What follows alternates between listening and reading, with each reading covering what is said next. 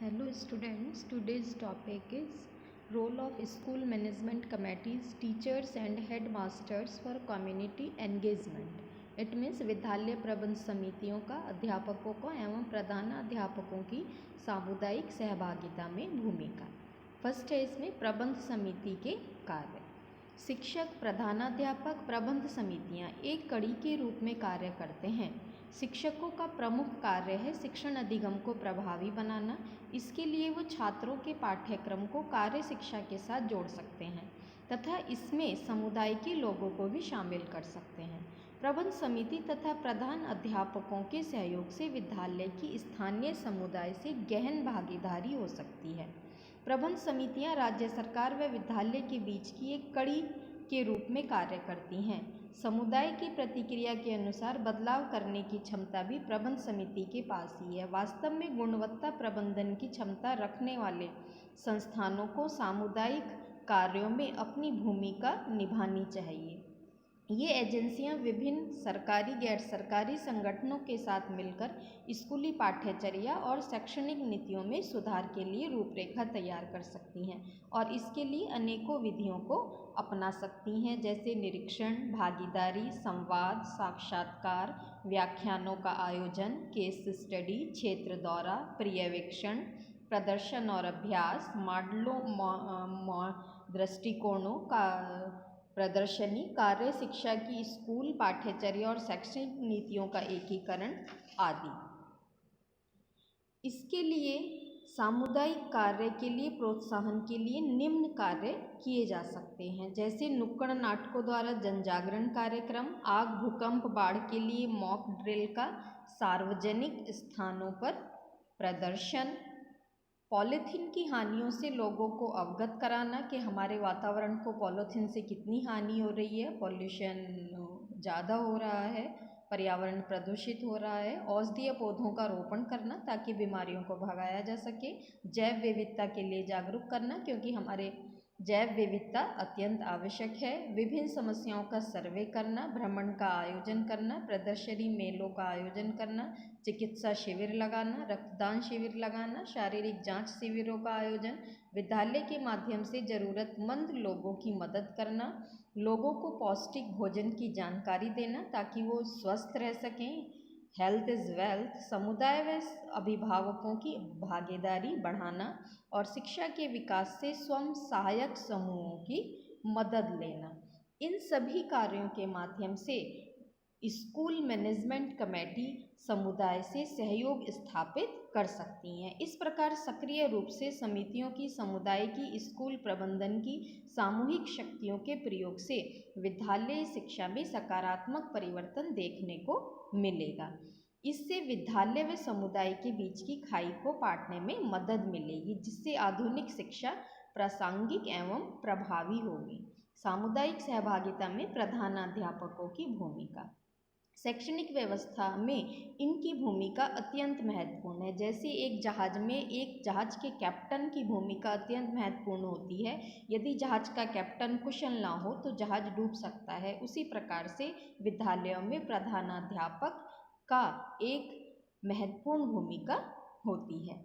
ये अनेकों कार्य कर सकते हैं समुदाय से सहभागिता बढ़ाने में, जैसे शिक्षण को सामुदायिक कार्यों से जोड़ने का प्रयास करें, जिम्मेदारियों को सहयोगी शिक्षकों को भी दें, सभी काम स्वयं करने की कोशिश न करें, उस शिक्षकों को निर्देशित करें कि कैसे सामुदायिक कार्य या जिम्मेदारियां निभाई जा सकती हैं। सांस्कृतिक गतिविधियों का आयोजन कराएं क्योंकि इससे भी बालकों को अपनी संस्कृति के विषय में जानने का मौका मिलता है। विद्यार्थियों के समग्र विकास की योजनाएं बनाएं। इट मीन्स मानसिक विकास के साथ साथ शारीरिक विकास पर भी बल दें। उन्हें श्रेष्ठ नागरिक बनाने का प्रयास करें।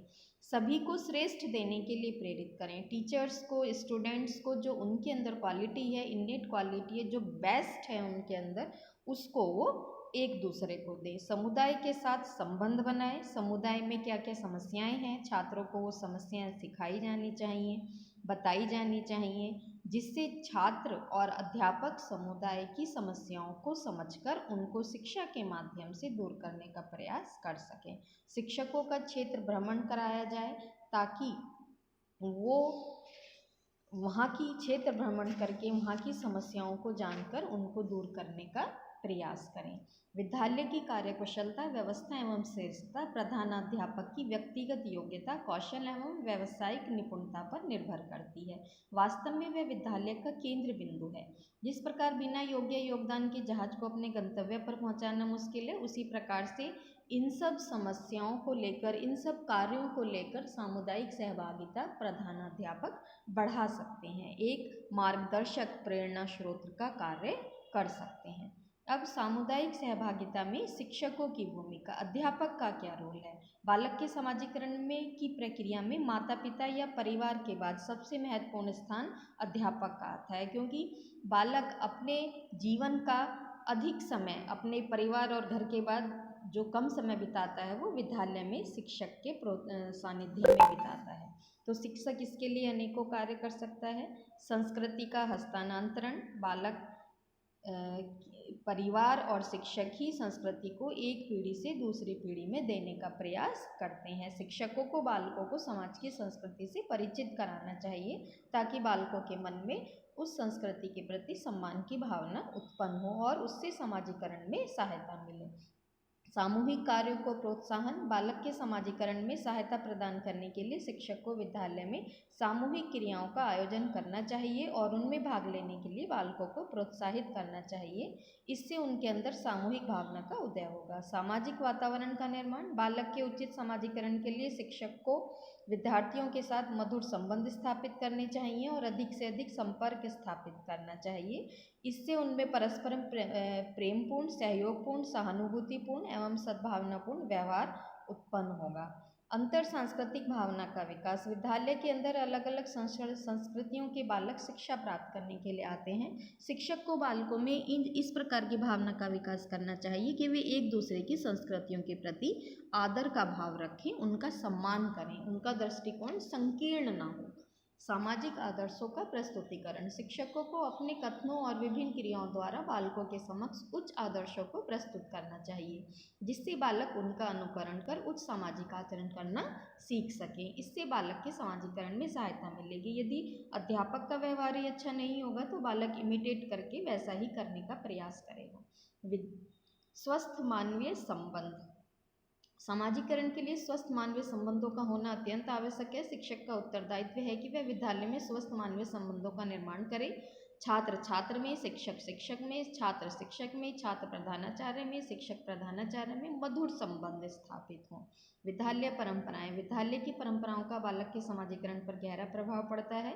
शिक्षक को चाहिए कि वह विद्यालय में सामाजिक दृष्टि से स्वस्थ तथा उपयोगी परंपराओं का विकास करे, उन परंपराओं में बालकों का विश्वास उत्पन्न करे। स्वस्थ प्रतियोगिता की भावना, बालक के समाजीकरण में स्वस्थ प्रतियोगिता की भावना महत्वपूर्ण स्थान है। इट मीन्स बालक एक दूसरे से ईर्ष्या ना करे, हेल्दी कंपटीशन हो। विद्यालय सामुदायिक केंद्र के रूप में, विद्यालय स्वयं में एक सामुदायिक केंद्र होने चाहिए। वहाँ पर ऐसे कार्यक्रमों का आयोजन और व्यवस्था की जानी चाहिए जिनका सीधा संबंध समुदाय से हो। पाठ्यक्रम सहगामी क्रियाओं का आयोजन, बालक के मानसिक विकास के साथ साथ उसके समाजीकरण के लिए पाठ्यक्रम सहगामी क्रियाओं का भी आयोजन किया जाना चाहिए। शिक्षक द्वारा बालकों में सामाजिक गुणों का विकास करने के लिए खेलकूद, साहित्यिक, सांस्कृतिक कार्यक्रम, स्काउटिंग, एनसीसी, राष्ट्रीय सेवा योजना आदि का आयोजन व्यापक स्तर पर किया जाना चाहिए और इन योजनाओं में पार्टिसिपेट करने वाले छात्रों का मूल्यांकन भी किया जाना चाहिए। धन्यवाद।